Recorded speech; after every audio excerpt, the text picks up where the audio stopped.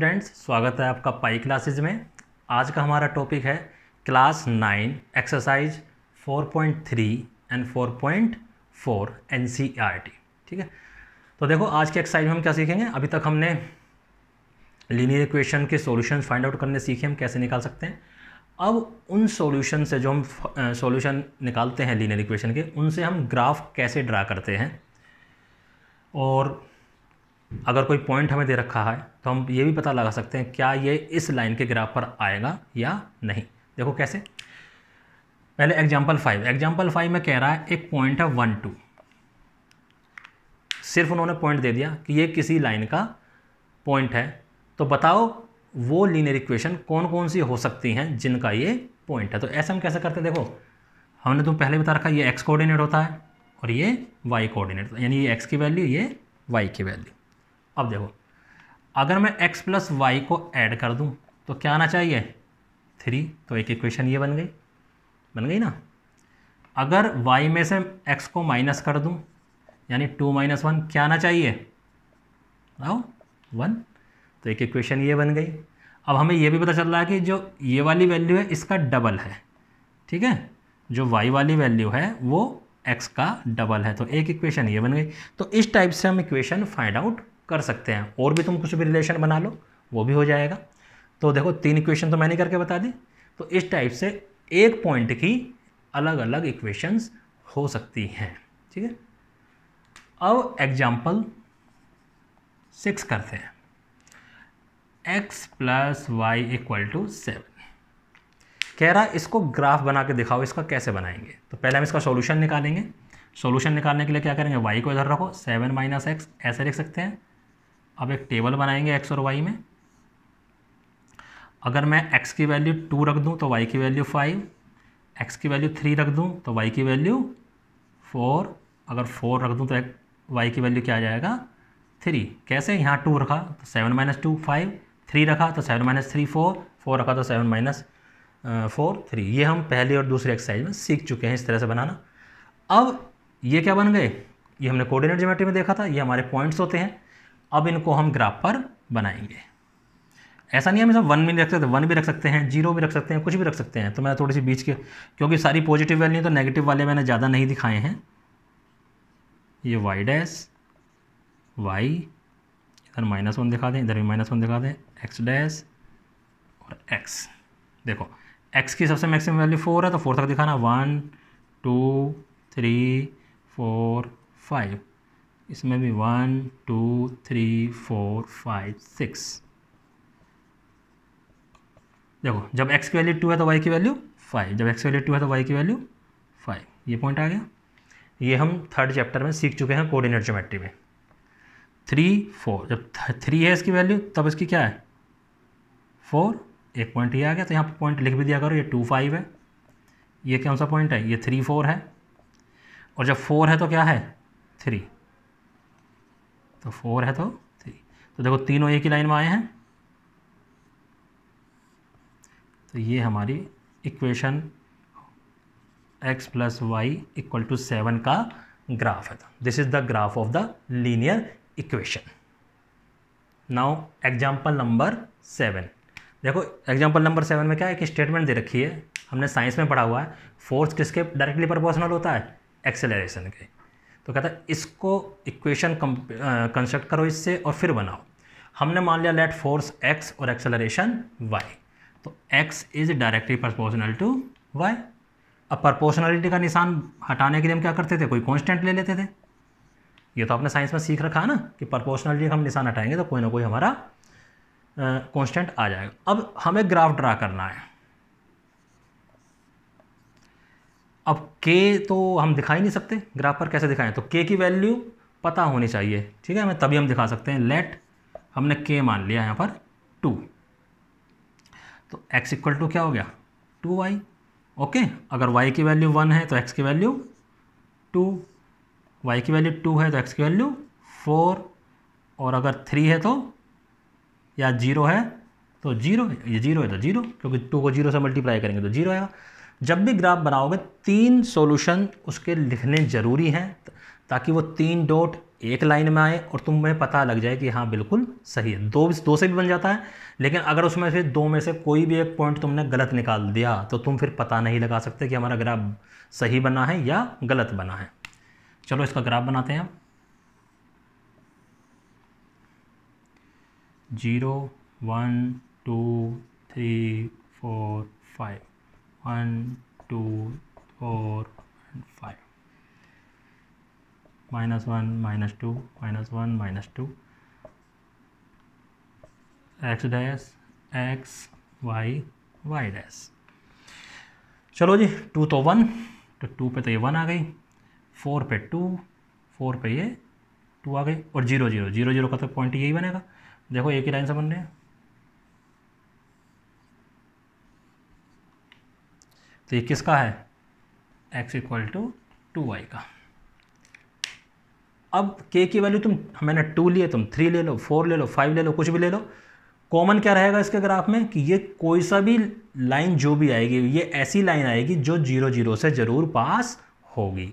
तो ये जो force directly proportional to acceleration का जो ग्राफ बना है वो कैसा ग्राफ होगा, जो ओरिजिन से पास करेगा। Next question. अब देखो इसमें क्या दे रखा है, इसमें ग्राफ बना हुआ दे रखा है और पूछ रहा है कि ये ग्राफ इन चारों इक्वेशन में से किसका होगा। क्वेश्चन नंबर 8 का फर्स्ट, सेकंड भी ऐसा ही है, थर्ड भी ऐसा ही, वो आप अपने आप करोगे, मैं सिर्फ एक बता रहा हूँ। तो देखो हम इसमें कैसे देंगे, इसमें हमें जो ग्राफ है उसमें पॉइंट दे रखे हैं, पॉइंट 1 2 0 0 और -1 -, तो कोई भी एक पॉइंट ले लेंगे हम, कोई भी एक पॉइंट लेके इनमें इक्वेशन में रख के देखेंगे, जिसमें वो सेटिस्फाई कर जाएगा उसका वो होगा। देखो इसमें रखते हैं अगर हम 1 2 in equation 1, 1 + 2 = 0, 3 = 0, no, not possible. आ सकता है ऐसा? नहीं आ सकता।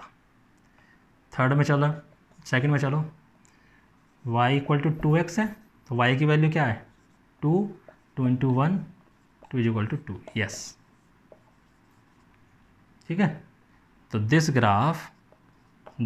Is graph of linear equation, जिसका वो पॉइंट आ जाए उसी में। अगर चारों में से पूछा गया किसका है तो एक का ही आना, ज़्यादा का तो आएगा ही नहीं, ठीक है। तो जिसको वो सेटिस्फाई कर दे, जिस भी इक्वेशन में रखने पर लेफ्ट हैंड साइड और राइट हैंड साइड इक्वल आ जाए, इसका मतलब वो उसी इक्वेशन का ग्राफ। देखो इसमें रखोगे, यहाँ क्या आएगा 2, यहाँ क्या आएगा 1, 2 = 1, होगा ही नहीं।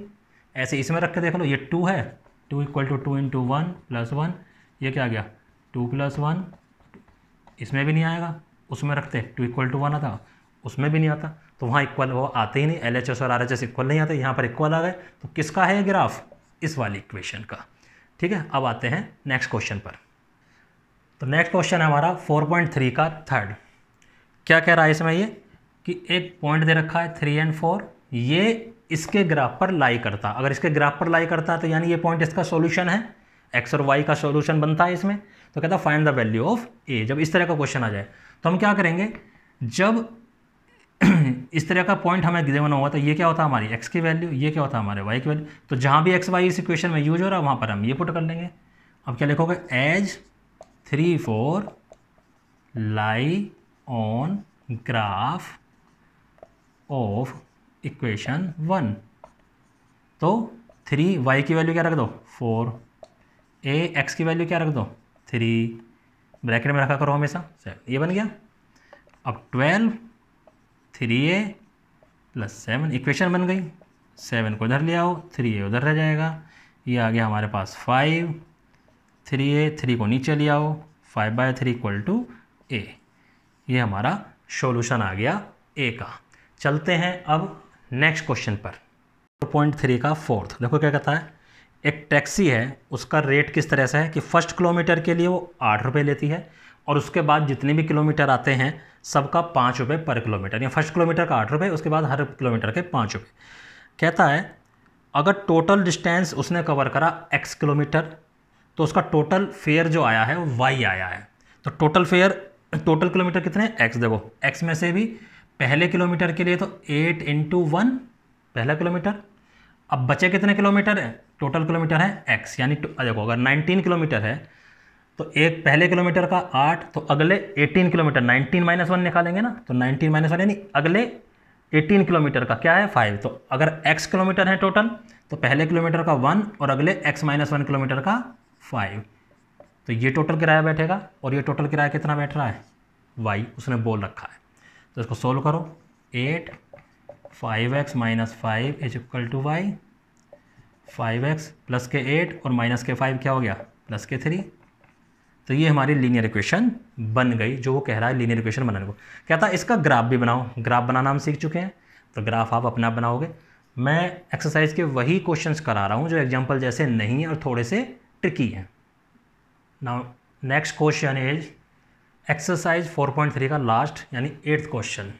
ये फ़ारेनहाइट और सेल्सियस में एक रिलेशन दे रखा है, इसका ग्राफ फाइंड आउट करना है। ठीक है, अगर हमें इसका ग्राफ बनाना है तो जैसे एक्स और वाई का बनाते थे वैसे ही बनाएंगे, सी की वैल्यू पुट करते जाएंगे, एफ की वैल्यू हमारी निकलती जाएगी। देखो हमने क्या करा, सबसे पहले सी की वैल्यू 0 पुट करी, ये 0 पुट करी तो ये पूरा 0 हो गया, पूरा 0 हो गया तो 32 एफ की वैल्यू आई। अब सी की वैल्यू हम ऐसी रखेंगे जो 5 से कट जाए। अगर सी की वैल्यू 5 रखेंगे तो 5 और 5 कट गया आपस में, 1 बचा, यानी यहाँ 9 आ गया। 9 को 32 में जोड़ेंगे 41।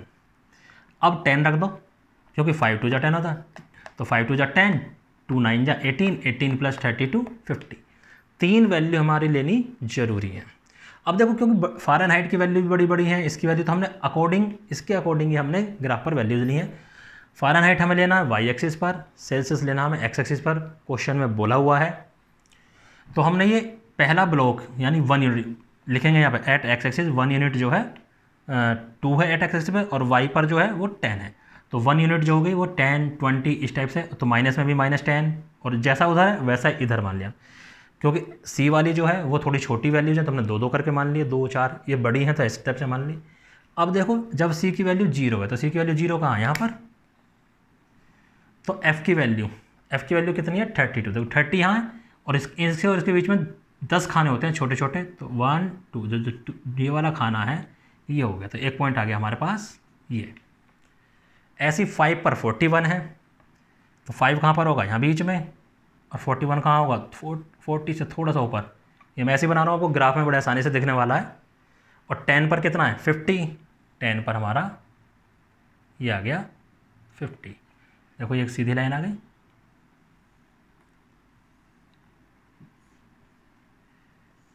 तो ये हमारा ग्राफ हो गया ड्रॉ।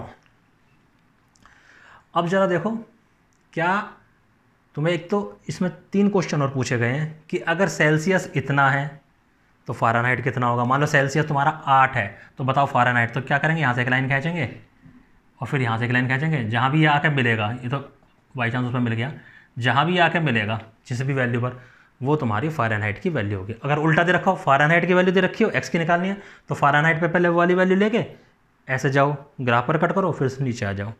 ठीक है। और एक क्वेश्चन दे रखा, क्या किसी पॉइंट पर ये दोनों सेम हैं, इफ़ यस तो आंसर, और इफ़ नो तो कोई बात ही नहीं है। ठीक है, तो इस टाइप से हमारा ये वाला क्वेश्चन कंप्लीट होता है। तो अब हम इसके आगे करेंगे नेक्स्ट एक्सरसाइज, क्या है, draw the graph parallel to x axis and y axis.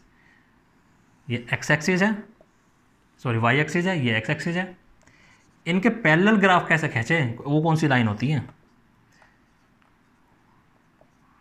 3 4 1 2 3 4 -1 -2 -3 -4 -1 -2 -3 -4।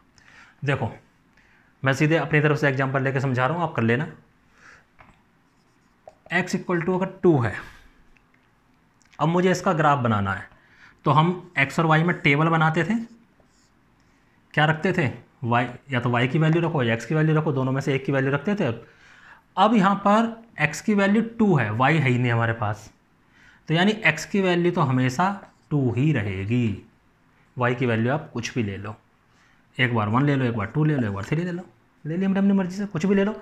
x की वैल्यू हमेशा 2 रहनी है, या आप -1 लोगे तब भी 2 ही रहनी है, वो चेंज नहीं होगी। अब देखो बना के देखो, जब y की x की वैल्यू 2 तो ये वैल्यू 1, x की वैल्यू 2 तो ये भी 2, x की वैल्यू 2 तो ये भी 3, x की वैल्यू 2 तो ये -1। ठीक है, तो अगर मैं इसको मिलाऊंगा तो बन गया लाइन, और ये लाइन किसके पैरेलल आई है, y एक्सिस से। ठीक है, जब खाली x की वैल्यू दे रखी हो तो उसकी जो लाइन आएगी वो y के पैरेलल आएगी। इसी टाइप से मान लो y की वैल्यू अगर -3 दे रखी हो तब हम बनाएं, तो y की वैल्यू तो हमेशा -3 ही रहनी है, कुछ भी कर लो आप। x की वैल्यू कुछ भी पुट करते चले जाओ, y की वैल्यू हमेशा क्या आएगी, -3। मान लो x की वैल्यू 1 रख ली, -1 रख ली, 2 रख ली, उससे कोई मतलब नहीं, कुछ भी रख लो तुम x की वैल्यू बनाओ। जब 1 है तो -3, 1 है तो -3 ये पॉइंट आ गया, -1 है तब भी -3 ये वाला पॉइंट आ गया, 2 है तो -3 तो ये वाला पॉइंट आ गया। देखो तीनों एक ही लाइन में। अब इसकी लाइन कहाँ पर आई, पैरेलल टू x एक्सिस, यानी कि अगर x की वैल्यू दे रखी है तो वो आएगी parallel to y axis, y की वैल्यू दे रखी है वो आएगी पैरेलल टू x एक्सिस। ऐसे बटे में भी हो सकते हैं, बटे में कैसे, मान लो 3/2 आ जाए तो 3/2 क्या होता है, 1.5, तो वो यहाँ पर बनेगी। ठीक है, उसी टाइप से हम किसी भी इक्वेशन को इस टाइप से हम बना सकते हैं जो पैरेलल टू x एक्सिस या पैरेलल टू y एक्सिस होगी। इसी के साथ ही हमारा ये चैप्टर कंप्लीट होता है।